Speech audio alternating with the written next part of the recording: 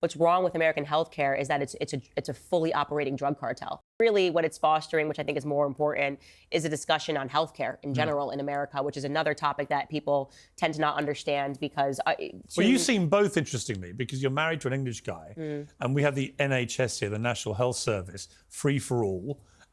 Which is not perfect by any means, but it does mean that if you walk out here today and you fall over and break your leg, you're going to get free healthcare in this country. You're not going to have to be having someone standing over you wanting payment before they'll give you a painkiller. Yeah. And there's something amazing about that as a system. In America, I've had injuries. I've broke some ribs and stuff. I remember somebody, as I was dozing in and out of consciousness, wanting to know how I'd pay for this. It was quite scary, having been used to the NHS. That is real America, and I could afford to pay for it. But imagine if you couldn't. Apparently some of these healthcare companies are operating at like a 30% denial rate at the moment. So a lot of people are dying because they're being denied cover. That's exactly right. And what people don't understand is it's not a marker of a failed free market system. It's not a free market system at all. What's wrong with American healthcare is that it's a fully operating drug cartel. You're completely blindfolded. You have no idea how much anything costs. The insurance companies are making deals. You've got like the government involved. I say it's always the exact aims of the Mexican cartels were actually accomplished in America. A partnership between the government, the insurance companies, and the pharmaceutical giants. And they decide on pricing. They blindfold you. They send you in there. It's all about price gauging and seeing how much money they can make. Great example of what happens actually if you had gotten rid